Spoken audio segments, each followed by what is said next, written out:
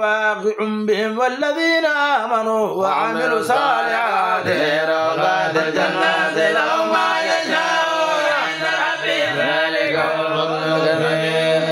ذلك الذي يبشر الله عباده الذين آمنوا وعملوا الصالحات قل لا أسألكم عليه أجرا إلا المودة في القربى ومن يعمل حسنة نزد له فيها حسنا إن الله غفور شكور. يقولون افترئ على الله كذبا فإن يشاء الله يختم على قلبك يمحو الله الباطل ويحق الحق بكلماته إنه عليم بذات الصدور. وهو الذي يقبل التوبة عن عباده ويعفو عن السيئات ويعلم ما يفعلون. يستجيب الذين آمنوا وعملوا الصالحات ويزيدهم من فضله والكافرون لهم عذاب شديد.